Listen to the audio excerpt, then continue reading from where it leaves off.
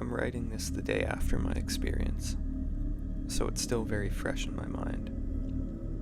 I'm going to give as much detail as possible. For those who don't wish to read that much, the short version is never take Amanita Muscaria without a sitter, no matter how experienced you think you are. I had an entire Sunday with nothing to do, so I decided to finish off what was left of my Amanita Muscaria caps. This would be my 5th time taking Amanita. I thought I was prepared, but I was very wrong. I had ordered Washington State grade A++ dried caps from a reputable online retailer a few months prior. And my first 2 experiences with this were 2 medium caps for a nice buzz that lasted about 6 hours, and 4 medium caps for a stronger high lasting about 10 hours. They were quite pleasant, aside from the occasional muscle twitch with the stronger dose, so I decided to try the Latvian grade A+ caps from that same seller. The Latvian caps were not nearly as potent as the Washingtons, and I was quite disappointed. 2 medium caps did absolutely nothing. 4 medium caps gave me a light buzz for maybe 2 hours. I decided that I would finish the Latvian caps and the Washington caps at the same time. 4 small to medium Latvians and 4 small to medium Washingtons. So I was expecting about the same high I experienced with the 4 medium Washington caps previously. I'd estimate that this was about half an ounce altogether, maybe 20 grams at most. Note that for all 5 of my experiences, I ate similar food in similar quantities. A light lunch consisting mostly of grains, like pasta and bread, about 30 minutes before the caps. I experienced no nausea whatsoever, as some others have reported in their trips. The caps began to set in about 1 to 2 hours after consumption, as usual. It started with a feeling of my body getting lighter, then my vision started to be affected, and it was difficult to focus on details. The effects increased, as they had previously, for about 4 hours.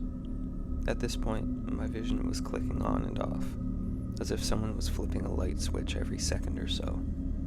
I'd experienced this before with the stronger dose of Washingtons, but this was a bit more intense. It was difficult to focus on the TV, so I decided I would take a nap until my vision returned. There wasn't much else I could do at that point.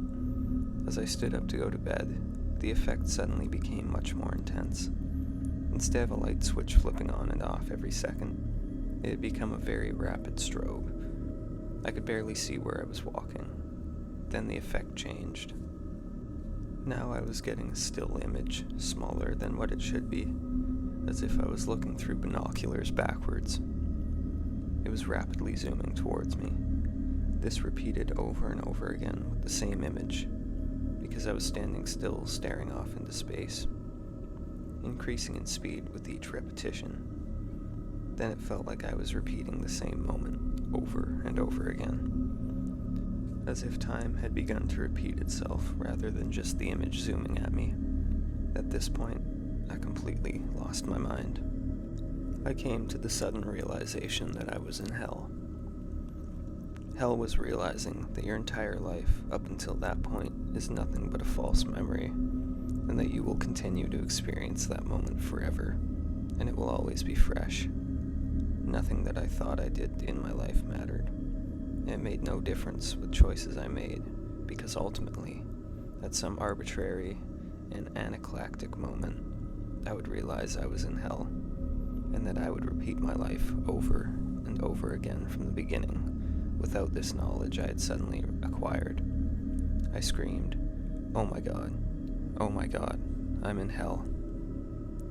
I'm an atheist, so I don't believe in God, or hell, or eternity. The horror faded briefly, but it was quickly replaced by something that, to me, was somehow more believable, and even more terrifying.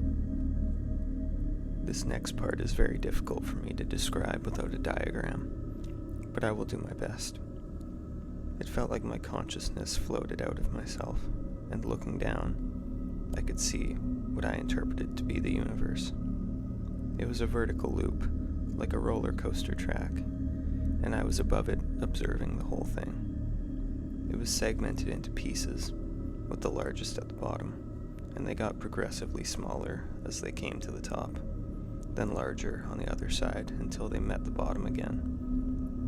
The very bottom point was my birth, and the largest segment was my life, as I thought I had experienced it up until now. Each segment was my life again, starting at my birth and ending the moment I realized I was in hell. The size of each segment corresponded to the speed at which I lived it. Such as I came around the loop, my life sped up each time I experienced it until I reached the top. Then it began to slow down again with each lifetime. I had already repeated my life several times, and now I was at the top where I could observe everything. The universe was nothing but my consciousness in this infinite loop. I was the only thing that truly existed, and I was doomed to live out a pointless, imaginary life over and over again for all of eternity, peaking at a moment of truth, loneliness, and sheer terror, then returning to ignorance to repeat the cycle. I began screaming uncontrollably. It goes on like this forever. Oh fuck. It never stops. It goes on forever. This was worse than any nightmare I had ever felt. I have no idea how long I continued to scream, but my throat was sore the next day. As if that was not enough. For some reason, I thought I could control what was happening in this moment as it repeated. I felt like I could make things better for myself by choosing to repeat a happy moment over and over again, instead of realizing I was doomed for eternity. So I tried to imagine I was doing something fun. It didn't work. It wasn't enough to imagine it. I had to actually do it. Since I believed nothing mattered now, and that the outcome would always be the same no matter what I did, I had no fear of death. I was sort of already dead in my own mind. No concern for the well-being of others. They were just figments of my imagination. And no cares about consequences, since there's no such thing as prison or police. So I tried to go outside in an attempt to change things. It took me a while to get the door of my apartment open, but eventually I did. Not before I got so frustrated that I threw a bookshelf across the room, however. I felt like I was in a dream now. The single moment was no longer repeating, but I still had no grasp of reality. I ran outside, down the stairs, and into the street. Luckily, the speed limit around my apartment complex is only 5 miles per hour, and there's lots of speed bumps, so I was in no danger of being hit and killed. Cars were driving by me, at least one of them honked.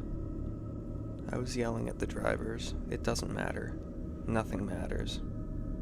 I distinctly remember looking one woman straight in the eyes as she slowed down to drive past me. I yelled at her, and she had a look of fear and confusion on her face that I will never forget. I kept running, and for a second I thought I could fly. I leapt into the air, but I came back down. I decided this was because I had not mastered the ability to alter the laws of physics yet, but that eventually I would be able to do it. I wandered around for quite some time, lost in the maze of apartment buildings and parking lots. At some point, I walked through a pond that was waist deep. I was talking loudly to myself, stumbling about, soaking wet, and yelling nonsense at the few people I saw. I distinctly remember having the urge to strangle somebody, just because I could, thinking that it wouldn't even matter. Thankfully, I didn't. I climbed on top of someone's car in the parking lot at some point, and while I was up there, I began to think, uh-oh, maybe I'm not in hell. Maybe I should go home. I eventually found my way back to my apartment, and I immediately called my friend. "Am I in hell?" I asked. "What? Am I in hell? Where are you? In my house? In hell? What are you on and how much did you take? I don't know. All of it? Whatever was left? I'm coming over. I'll be there in a few minutes, he said. I was fine from that point on. Talking to someone I knew was enough to bring me back to reality. I calmed down and gradually returned to normal, again over the course of the next 4 hours or so. The core effects lasted about 12 hours, but I still feel like curling up into the fetal position when I remember the sound of my own screaming. Remembering all this, I'm surprised the police never showed up. I was extremely lucky that I was not arrested, killed, or seriously injured. And I'm very glad I didn't hurt anyone else either, because I'd never be able to live with myself if I had. I'm not sure I'll ever take Amanita again, but at the very least, it will be in a smaller dose and never without a sitter, just in case. I know how dangerous it can be now. Please, never take Amanita Muscaria without a sitter.